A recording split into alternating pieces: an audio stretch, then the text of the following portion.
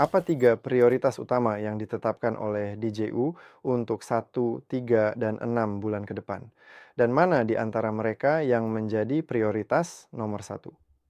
Untuk periode terdekat, bahkan bisa dibilang untuk 22 bulan ke depan, prioritas utama bagi kami adalah bergerak secara jelas sesuai dengan peta jalan yang telah kami tetapkan yang sudah bisa Anda lihat. Kami bergerak maju melalui 12 atau lebih tepatnya kini tersisa sekitar 10 tahap. Setiap tahap memiliki fokus tersendiri. Di satu tahap, kami berkonsentrasi pada aspek hukum. Di tahap lain, kami fokus pada pengembangan perangkat lunak teknologi dengan melibatkan tim-tim tertentu untuk tugas-tugas tersebut demi membangun fondasi yang kokoh. Pada tahap berikutnya, kami fokus pada peluncuran prototipe gadget pertama. Misalnya, kacamata augmented reality, buatan sendiri, atau versi awal superkomputer rumahan.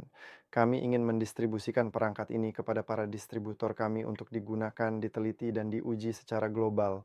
Jadi, di setiap tahap ada banyak tujuan yang harus dicapai. Jika berbicara tentang periode 6 bulan, kami berencana meluncurkan lini gadget pertama kami. Kemungkinan besar ini akan berupa berbagai AI tracker, mungkin juga kacamata. Kami ingin menguji perangkat kecil dan ringkas seperti ini dengan berbagai jenis chip, termasuk GPU, CPU, dan mungkin chip lain yang akan tersedia pada saat itu. Tujuan kami adalah mengembangkan teknologi personalisasi neural network dan mengujinya sebagai produk jadi. Kami ingin menjawab tantangan. Bagaimana caranya agar siapapun, apapun profesinya, baik itu CEO perusahaan IT, mahasiswa, atau karyawan biasa, bisa menggunakan teknologi ini tanpa persiapan khusus.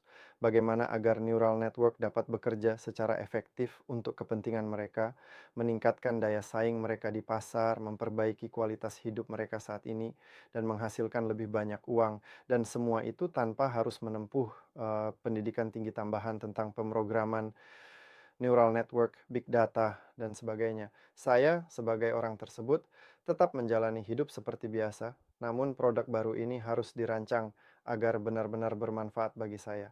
Sama seperti dulu, komputer pribadi masuk ke kehidupan sehari-hari kita dan kemungkinan besar tidak akan pernah hilang atau akan berevolusi menjadi kecerdasan buatan pribadi. Akibatnya, kita akan berhenti berinteraksi dengan teknologi dengan cara yang biasa kita lakukan sekarang. Ini adalah hasil yang sangat mungkin dan diharapkan dalam 3 hingga 5 tahun ke depan.